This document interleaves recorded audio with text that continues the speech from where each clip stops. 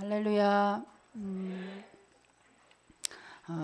우리가 지난 2월 한 달 동안에는요, 그 개인의 신앙, 개인의 신앙 부흥할 수 있는 개인 양생, 그래서 신앙의 양생 비결에 대해서 봤는데, 이 3월 한 달 동안에는요, 교회의 양생 비결에 대해서 봅니다. 그래서 교회는 어떻게 하면 단단해지고 부흥할 것인가?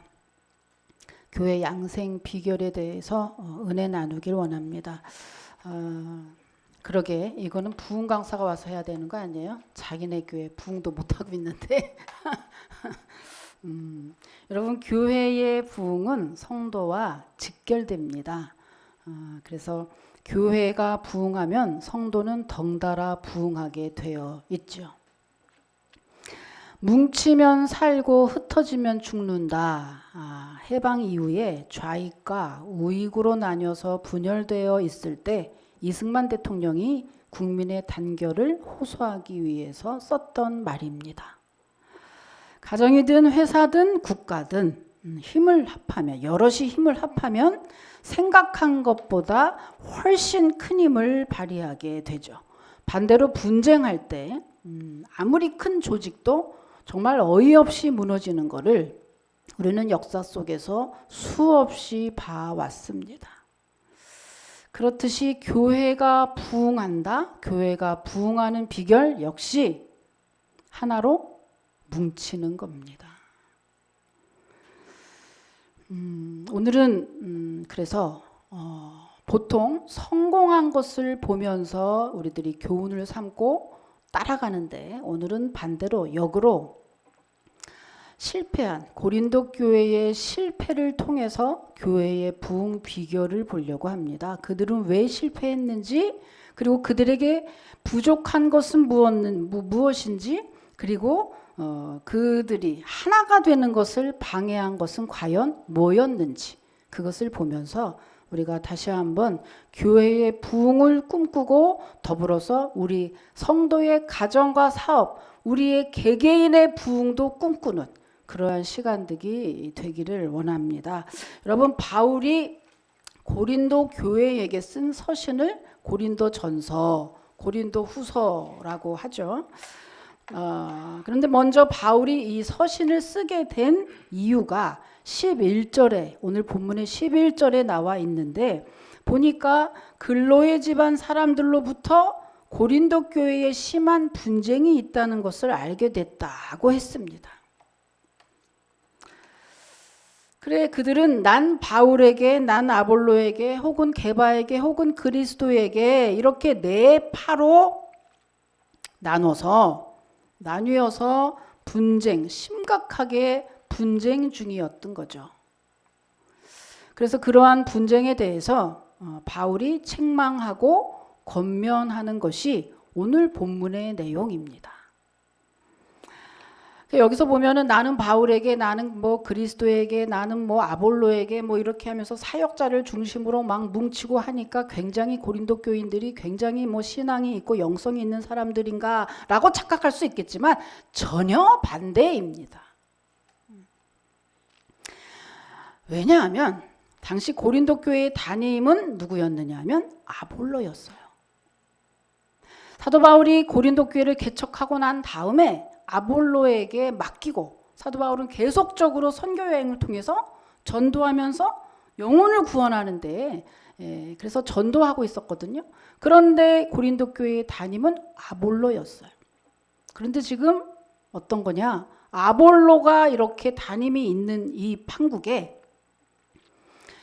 성도들이 어떻게 하냐면, 아볼로가 있는데도 불구하고 원래 여기를 개척했던 바울, 나는 그분을 못 잊어. 그래서 바울파를 만들었고, 그리고 아이고 사도하면 정통사도 베드로지 라고 하면서 베드로파를 또 만들더니, 그러더니 아이고 이게 무슨 말이야, 이파 저파 나는 다 싫어, 그러면서 오직 예수밖에 없지 그리스도파를 또 만들게 됐죠.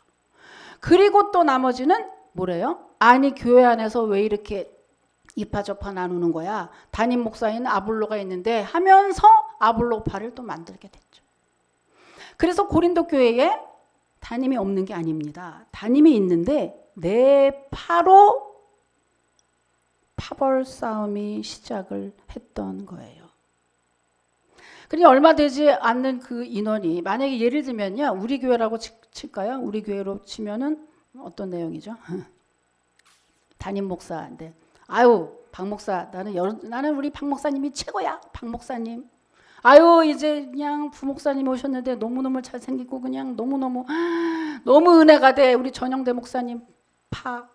아이고 이제 협동 목사님, 이제 협력 목사님 계신데 이종호 목사님 이제 좀 5월 달쯤 되면 이제 조금 시동을 거셔서 올 것 같은데, 아 그래 이종호 목사님 파. 아 이래가지고 이파 저파 쪽파 대파 양파 다 나고 나니까 아니 없네. 여러분 얼마 되지도 않는 이 인원이 이파 저파 저파로 다 나누고 나면 이 교회가 어떻게 될까요? 안 봐도 비디오네. 고린도 교회가 그랬다는 것입니다.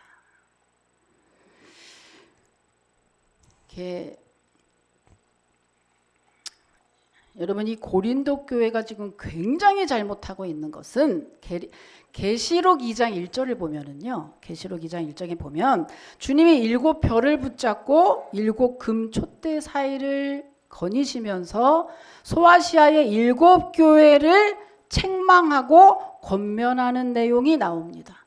그때 주님이 붙잡고 있는 그 7별은 바로 7교회의 목사, 사자라 그러죠. 목사를 의미하고요. 그 7금 촛대는 바로 7교회를 의미했던 거거든요. 자, 이게 무슨 말이냐? 교회는 예수님이 머리가 되셔요. 우리 교회의 머리는 바로 예수님입니다. 그런데 동시에 하나님은 그렇게 예수님을 머리로 주님이 머리가 되시지만 동시에 담임 목사를 세워서 그 담임에게 주님이 하고자 하는 모든 전권을 다 담임 목사에게 주셨다고 하는 거예요. 이 말은 무슨 권위, 애만 이걸 얘기하는 게 아니라 적어도 그 교회의 성도가 알아야 되는 하나님의 뜻과 하나님께 받을 복, 주실 복과 또한 그가 잘못을 했을 때 주님이 책망하고자 하는 그 내용, 그래서 책망과 복과 그저 하나님의 뜻과 그거에 관련된 그 성도에게 관련된 모든 것들을 하나님은 가장 먼저 담임 목사에게 알려주시고 또한 그를 통해서 역사하신다는 그러한 내용입니다. 그래서 미국 같은 나라는요, 삶의 전반에 걸쳐서 담임 목사와 이렇게 상담을 합니다. 왜냐하면 하나님은 질서의 하나님이라고 하시거든요. 그래서 그렇게 담임을 통해서 그렇게 그 성도의 영적인 거, 육적인 거 이런 모든 것들을 다 하나님은 그렇게 인도하시고 또 알게 하시고 또 복을 주시는 것이죠. 근데 요즘에는 이제 하도 타락한 교회가 많이 생기고 목회자들이 많이 타락하면서 이런 부분들을 성경에 있는 부분도 부인하고 받아들이지 않아서 굉장히 문제가 됩니다마는 여러분 시대가 변한다고 해서 진리가 변하는 건 아니죠. 고린도 교인들이 이 점을 간과했던 것이죠. 고린도 교인들이. 그러니까 마치 아볼로를 그저 인간적인 어떤 아볼로의 인간적인 면만 아마 봤던 것 같아요. 그러니까 아볼로를 세웠음에도 불구하고 바울파, 게바파, 그리스도파를 파를 나누어서 하나님은 그 고린도 교회를 이제 바울이 지나가고 아볼로를 통해서 여러 가지로 역사하실 텐데 그 아볼로를 제낀 채 팔을 나누어서 분쟁하고 라고 한다는 것은 하나님이 아볼로에게 주신 전권을 무시한다고 하는 것이죠. 그러다 보니 여러분 이 고린도 교회는요, 개개인의 이 당파 싸움을 넘어서 이러한 부분들이, 여러분 이렇게 했던 사람들이 주로 누군지 아십니까? 이 고린도 전서 여러분이 지금 읽고 계신데 고린도 전서 후서, 제가 여러분 눈치채셨는지 모르지만 여러분들이 범위 내에서 2월달 3월달 범위 내에서 제가 본문을 고르고 있습니다. 왜 그러냐 하면 서로 이 본문을 잘 알아야 딱 말하면 그 끝에 뭐가 있는지를 타타타닥 알기 때문에, 그래서 그러거든요. 고린도 전서를 여러분 쭉 읽어보시고 후서도 쭉 읽어보세요. 나중에 이 고린도 교회가 어떻죠? 그래서 이렇게 파벌 싸움하고 분쟁하고 하는 그 결과에 고린도 교회가 어떻게 됩니까? 그의 고린도 교회는요, 정말로 이렇게 분쟁을 만들었던 사람들이 주로 누구냐? 바로 그 고린도 교회의 중직자들이었어요. 영향력이 있는 중직자들이었는데, 이들의 이 당파 싸움은요, 분쟁은 교회 전체를 무력하게 만들고 뿐만 아니라 장애물로 작용하게 돼서 나중에 이 고린도 교회는 정말 많은 인재도 많았고 풍성한 그러한 곳이죠. 왜냐하면 항구 도시였기 때문에 고린도가 각각의 여러 가지 무역 항이었기 때문에 굉장히 물질도 풍성하고 많은 은사가 있는 많은 인재들이 모여 있던 곳이 바로 고린도였고요. 그때 당시에 2,000명이 동시에 들어갈 수 있는 그러한 극장을 가지고 있던 것이 또 고린도였습니다. 그곳에 고린도 교회가 있다라고 하는 것은 물질은 풍성하다, 재정은 아주 두둑하다는 것은 이미 전제된 거고요. 거기에 많은 사람들이 왔다 갔다 하는 그 지역이 있었기 때문에 사람도 물론 많았고요. 그러니까 지금으로 보면 고린도 교회는 중대형 정도의 규모를 가졌다라고 봐도 과언이 아닌 그러한 규모가 있는 교회였습니다. 그러니까 굉장히 풍성했던 교회지요. 그럼에도 불구하고 고린도 교회 하면 본받지 말아야 할 교회, 가장 부끄러운 교회, 정말 가지고 있던 만큼 효과적으로 발휘하지 못했던 교회, 늘 싸움박질하는 교회, 각각의 우상, 음행, 소송, 세상에서나 범직한 그러한 추한 것들이 교회 안에서 늘 자행했던 미성숙한 교회라고 낙인이 찍혔던 교회입니다.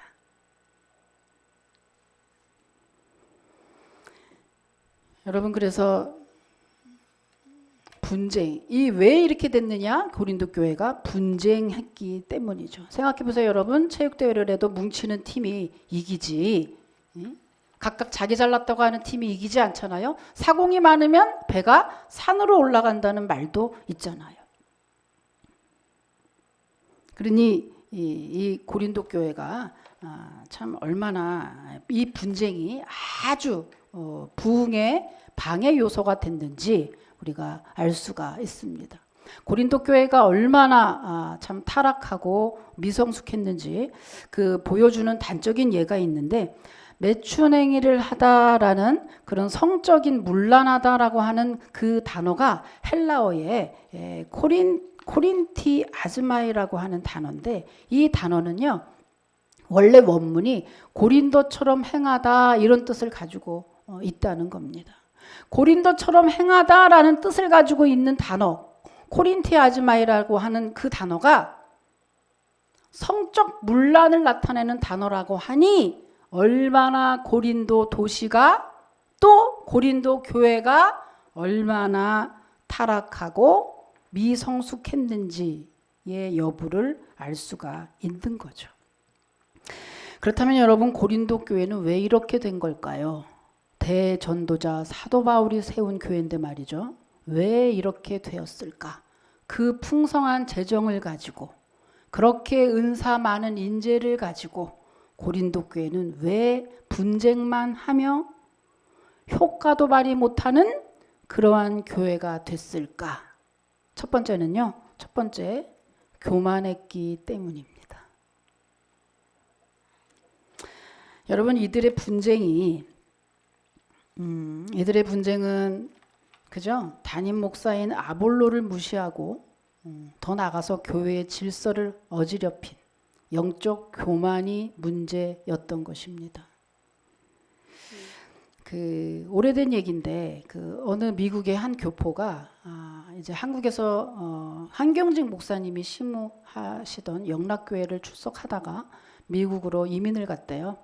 근데 가서 이제 열심히 신앙생활을 했는데 시간이 됐는데 받을만 한데도 아직 세례를 받지 않더랍니다. 그래서 왜 그러냐 했는데 그러다가 시간이 갔는데 어느 날 한경직 목사님이 미국의 LA에 이제 갈 일이 생겨서 가셨더니 그분이 반기면서 식사 대접을 하고 그리고 그 식사 대접을 한 그 자리에서 세례를 받더랍니다. 그러니까 이분은 뭐죠? 이게 뭐죠? 나 한경직 목사한테 세례 받은 사람이야 라는 그 훈장으로, 그 목사님의 그 세례를 훈장으로 삼으려고 했던 거 아닙니까? 그죠? 여러분, 이게 교만입니다. 세례는 아까 여기 성경 본문에도 써 있었죠. 세례는 예수님의 이름으로 하나님이 주시는 거지. 하나님의 이름으로 하나님한테 받는 거지 사람에게 받는 게 아니잖아요. 사람은 그저 손을 빌려주는 것뿐이죠. 그런데 바울에게도 그러더니 똑같이 한경직 목사에게도 똑같이 나 한경직 목사에게 어느 옛날에 드라마 보니까 나 이대 나온 사람이야 이런 드라마도 있더만. 여러분, 이게 바로 교만이라고 하는 거예요. 고린도 교인들은 교만했기 때문에 교회의 질서를 무시하고 사역자를 소유화하려고 분쟁했던 겁니다. 여러분 잘 생각해 보세요. 이 사람들이 나는 바울에게, 나는 아볼로에게, 게바에게, 그리스도에게 해서 결국은 아주 고린도전서를 잘 파서 보세요. 그들이 그렇게 분쟁한 다음에 한 게 뭐가 있죠? 그들이 그것 때문에 진리를 수호하려고 그렇게 아볼로를 찾았습니까? 아니면 복음을 전해서 한 영혼을 구원하려고 게바를 찾고 그리스도를 찾고 아볼로를 찾고 그렇게 사역자를 나눴습니까? 그들이 도대체 한 게 뭐가 있죠? 진리를 수호하려고, 복음 전하려고, 교회의 부흥을 위해서 절대 그런 말이 나와 있지 않습니다. 오직 그들의 파벌 싸움은 오직 자기의 자존심, 자기의 입지, 자기의 지식 자랑을 위해서 자기를 위한 분쟁이었다고 하는 것이죠. 그러니 그들에게 그 귀에 뭐가 들어오겠습니까? 교회의 명령이나 목사의 말은 절대 안 들어왔겠죠. 자기가 최우선이니까. 여러분, 신앙생활은요, 자기가 내세우면 그땐 끝난 거예요. 적신호입니다. 내가 십자가에 죽을 때 우리의 신앙이 시작되는 거예요. 그런데 내가 살아있어. 아직 한참 더 있어야 되죠.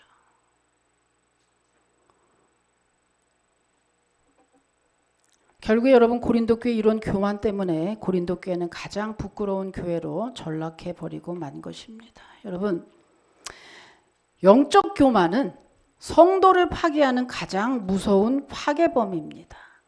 하나님이 교만한 사람을 얼마나 싫어하시는지 한번 성경을 통해서 확인해 볼까요? 자, 에레미야 50장 31절에서 32절입니다. 한번 여러분이 읽으시죠. 자, 나왔죠? 시작.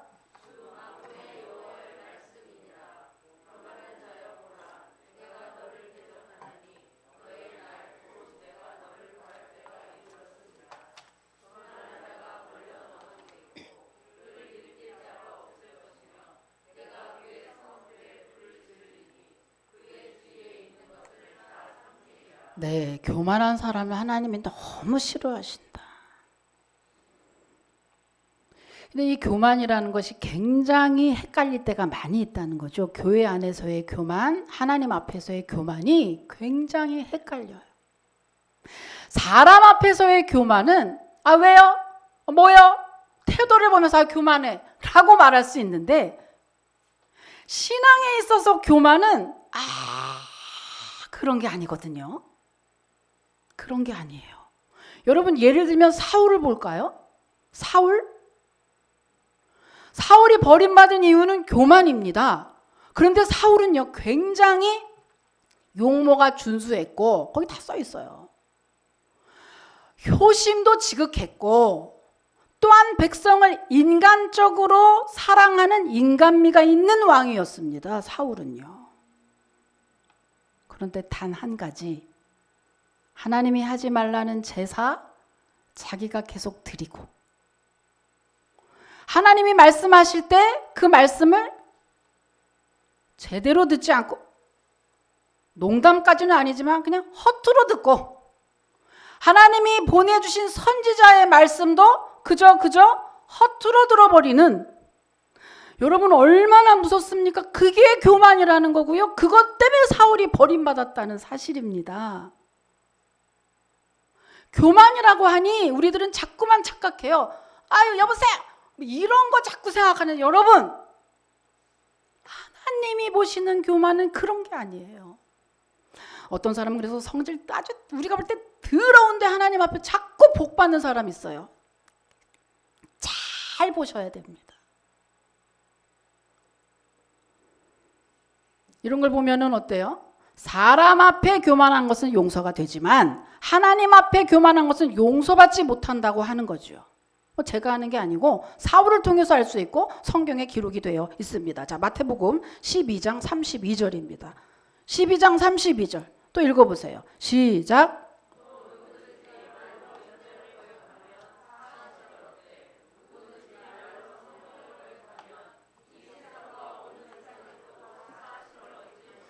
아멘. 그렇다는 거죠. 여러분, 그런데 문제는 뭡니까? 우리들이 어느 누구만이 아니라 저도 그렇고 여러분도 그렇고 다 교만한 부분들을, 요소를 가지고 있다는 사실이에요.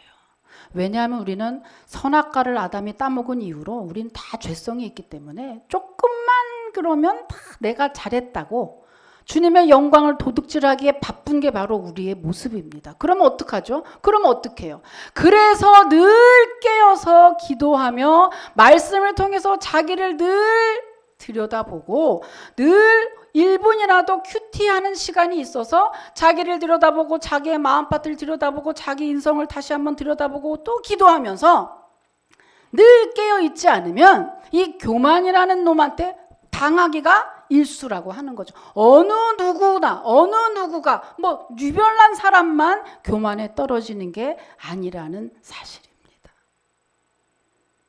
그래서 여러분, 정말 기도 안 하는 것이 교만한 거고요. 성경 읽지 않는 것이 교만한 거고요. 이번 한 주간 동안에는 주님 나는 겸손합니다, 이 표시로 성경 많이 읽으시고 더 기도하시고 예배 때마다 올라오셔서 주님 나 좀 도와주세요. 주님 내가 은혜가 없습니다. 주님 내가 아픕니다. 주님 내가 참 돈이 없습니다. 주님이 도와주셔야 돼요 라고 겸손하게 무릎을 꿇으시는 저와 여러분이 되시기를 주님의 이름으로 축복합니다. 그게 겸손한 것이다. 사람의 생각, 하나님의 생각과 사람의 생각은 다르다고 하는 거죠. 근데 고린도 교인들은 교만했다. 특히 영적으로 교만했다.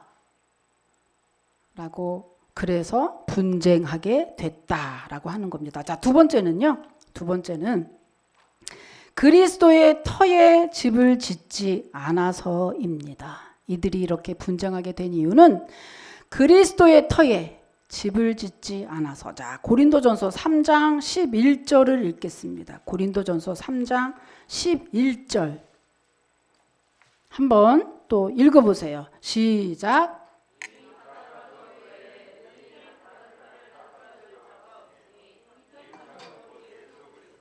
네, 이 이후에 이제 쭉 여러분 집에 가셔서 한번 읽어보세요.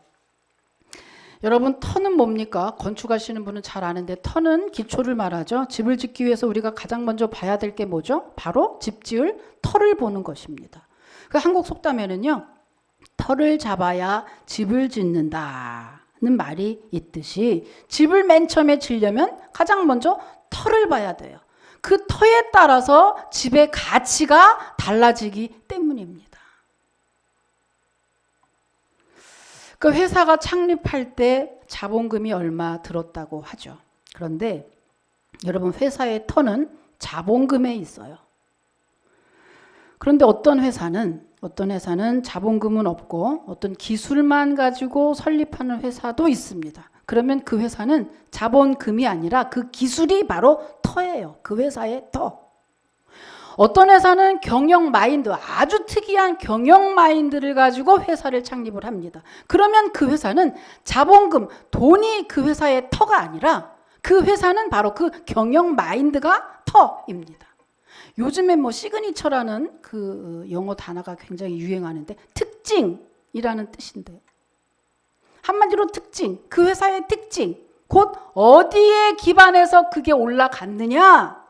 그렇다면 여러분, 교회는 과연 어디를 기반으로, 무엇을 기반으로 올라가는 걸까요? 당연히 예수님이 핏값을 주고 사신 곳이 교회이니 당연히 교회의 터는 예수 그리스도여야 하는 것입니다.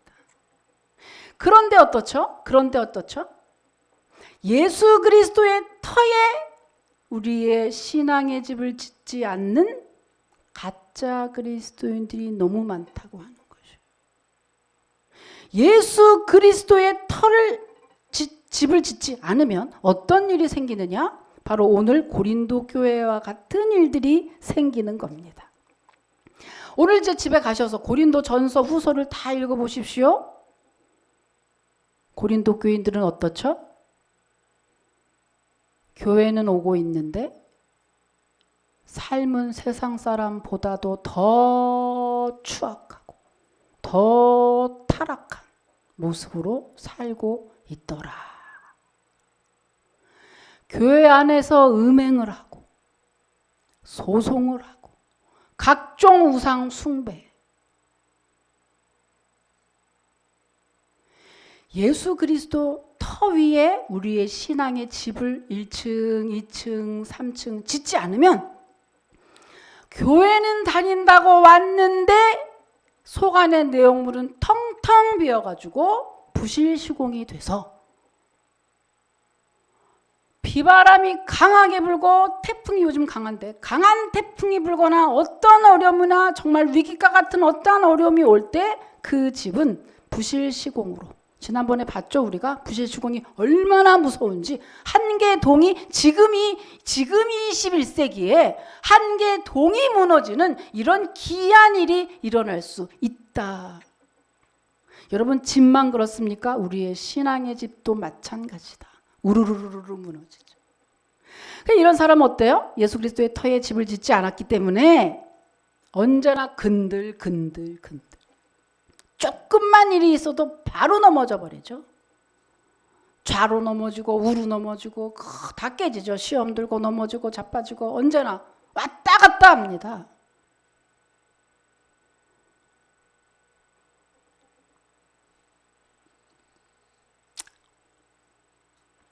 여러분, 지금 뉴스에서 정말 러시아가 우크라이나를 침공했잖아요. 세계의 그 분노 가운데 러시아가 점점 고립되는 이런 상황 가운데 정말 가슴 아픈 이 일 가운데서도 가슴 뭉클한 일들을 계속해서 우리들이 뉴스에서 봅니다. 그죠? 전 세계에 흩어져 있던 우크라이나 국민들이 자국의 그 소식에 목숨 걸고 귀국하고 있는 것을, 본국으로 귀국하는 것을 우리들이 보게 됩니다. 어저께도 가더라고요. 청년이 가는데 방법이 있냐 물어보니까 No. 난 조국을 위해서 뭘 해야 될지 아무 방법도 모른다. 그러나 나는 여기 있을 수 없다. 나는 가야 된다. 내 조국으로. 내 조국을 지켜야 되기 때문에 나는 간다라는 그 마음. 그것이 여러분 진정한 애국자가 아니겠습니까? 가슴 뭉클해. 여러분, 우리는 예수 그리스도의 피로 구원받은 하나님의 자녀고 우리는 천국 백성이라며요. 천국 백성이라며. 천국 백성인데 언제고 부를 때 가야 되는 천국 백성인데 과연 천국 백성답게 살고 있느냐, 이 땅에서? 과연 내 삶을 통해서 주님이 영광 받아 주시옵소서라고 말할 수 있게 내가 살고 있는가?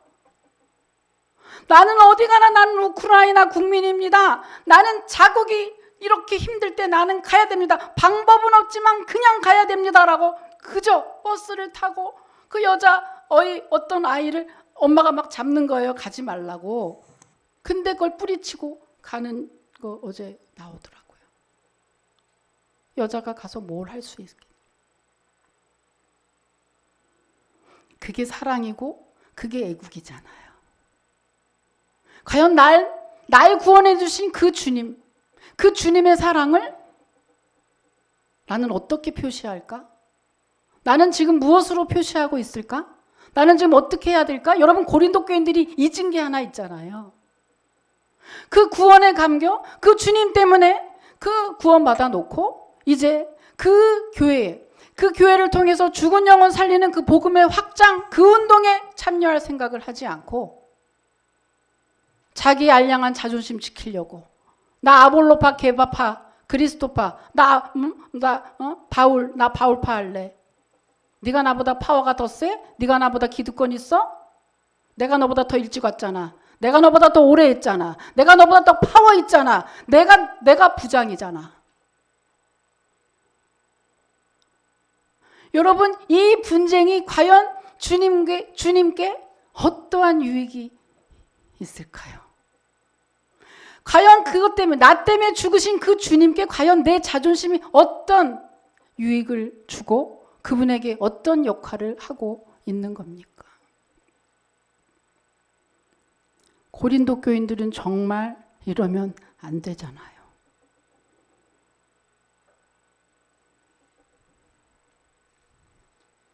그 옛날 박근혜 전 대통령 한 말을 계속 조롱하면서도 유행하고 또 박근혜 전 대통령의 그 측근은 또 불쌍해서 유행하고 이찬조차 유행했던 말이 있죠. 내가 이러려고 대통령 됐나.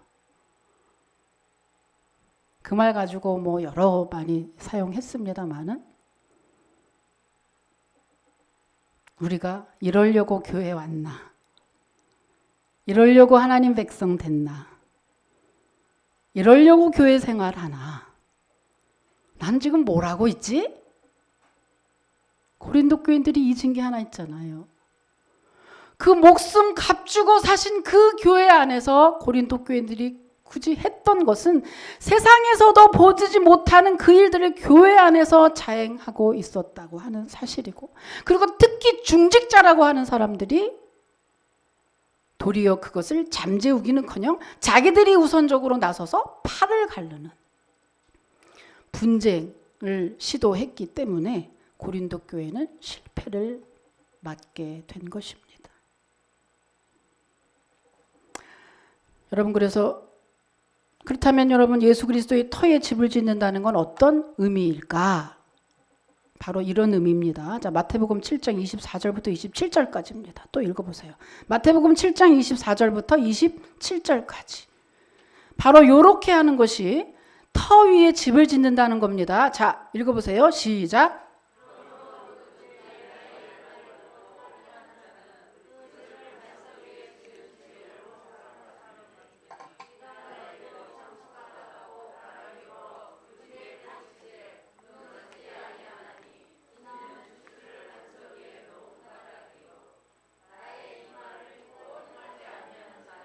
그 집을 모래 위에 지은 어리석은 사람 같으리니 비가 내리고 창수가 나고 바람이 불어 그 집에 부딪힘에 무너져 그 무너짐이 심하니라. 아멘. 무슨 말이죠? 예수 그리스도의 터에 집을 지으란 얘기는 바로 예수님의 말씀에 우리의 신앙의 기초를 놔라, 이런 뜻이라. 보고 듣고 이상한 현상, 이상한 사람 쫓아다니고 뭐 이렇게 하는 게 아니고 성경 66권의 말씀을 통해서 거기에 기초를 놓고 그 말씀에서 주님의 일하심을 보고 주님의 섭리하심을 보고 깨닫는 그러한 말씀 신앙인이 되라 라고 하는 것입니다. 여러분, 말씀을 맺겠습니다. 여러분, 마지막에 가까울수록 사람들은 모이기를 패한다고 했습니다. 그리고 또한 합심하기보다는 흩어지고 개인주의로 치닫게 될 것입니다. 지금보다 더 개인주의자가 되겠죠. 아마 이제 교회에서는 합심해서 하는 행사는 잘 하지 못할 겁니다. 그 정도로 개인주의로 치닫고 있는 상태입니다. 그런데 여러분, 초대교회가 주님의 말씀을 믿고 모여서 함께 기도할 때 초대교회, 성령의 오순절 불과 같은 역사로 시작된 교회가 초대교회입니다. 근데 그 사도행전은 아직도 끝나지 않았어요. 그 성령행전이라고 하는데 성령의 역사는 아직도 끝나지 않아서 오늘날도 교회가 그렇게 할 때, 오늘날도 주님의 말씀만이 오직 맞습니다. 주님의 말씀만이 오직 유일한 우리의 소망입니다. 라고 그 말씀을 붙잡고 오직 합심해서 기도하는 그 교회는 지금도 초대교회와 같은 부흥의 역사가 있을 줄 믿습니다. 그래서 10절에 보면은요. 형제들아 내가 우리 주 예수 그리스도의 이름으로 너희를 권하노니 모두가 같은 말을 하고 너희 가운데 분쟁이 없이 같은 마음과 같은 뜻으로 온전히 합하라고 했습니다. 여러분, 모든 사람의 성격이 다양하듯 믿음의 표현도 다양할 수 있습니다. 그런데 이 광대한 우주가 아주 조화롭게 잘 운영되고 있는 것처럼 우리 교회들도 다양함 속에서 하나됨을 갖는 것이 오늘 우리가 추구하는 하나됨입니다. 그래서 꼭 오늘 우리가 기억해야 될 것은 우리는 하나가 돼야 됩니다. 그런데 꼭 기억할 것은 여러분, 이 복음의 진리는 하나지만 사람은 다양하다는 것을 여러분 꼭 받아들여야 합니다. 성격도 다르고 취향도 다르고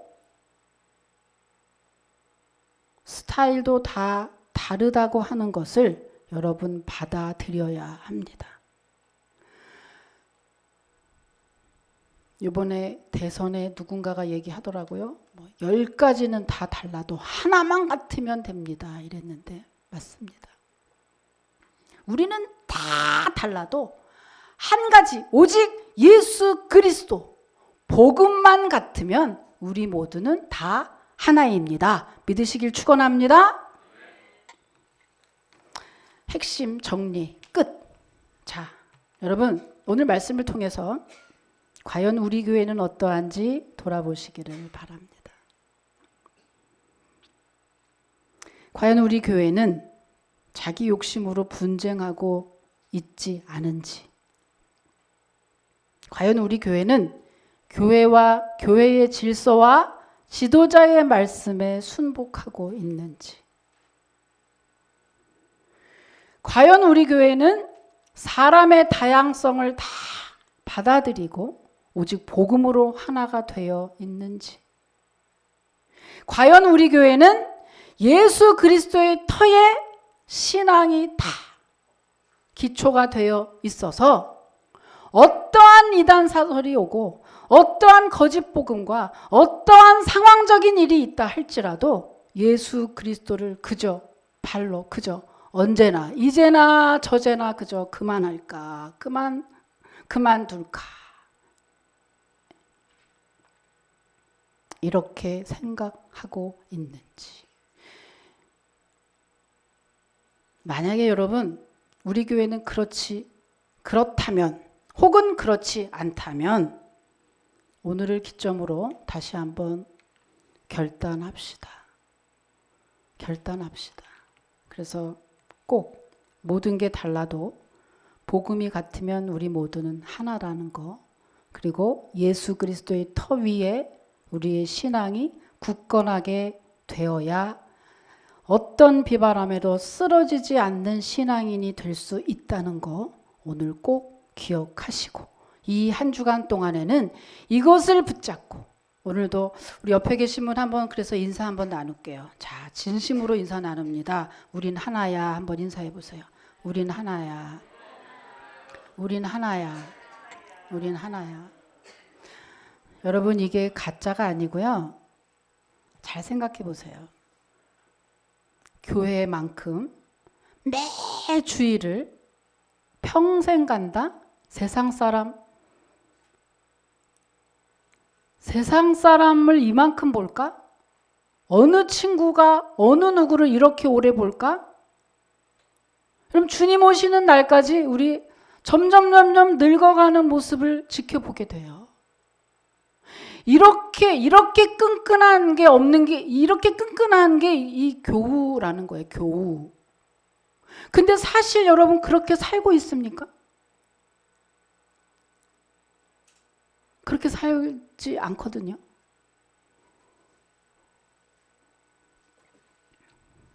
오늘 꼭 이 한 주간 뿐만 아니라 올해에 하나가 되어서, 우리 모두가 하나가 되어서 교회의 부흥을 맛보는, 교회의 부흥의 폭발함을 맛보는, 성령의 폭발함을 맛보고, 여러분의 가정과 사업장이 왜 이래 할 정도로 폭발함을 맛보는, 교회가 이거 어떻게 이거 이전해야 되네 라고 폭발함을 맛보는, 여러분 그런 귀한 기적과 같은 역사, 초대교회 같은 역사, 폭발하는 역사 있으시기를 주님의 이름으로 축복합니다. 하나님 감사합니다. 우리 다 다릅니다. 성격도 다르고 성향도 다르고, 그러나 아버지 우리들 예수 보혈의 피로 이 자리에 모였습니다. 그리고 그 피로 우리는 영원한 천국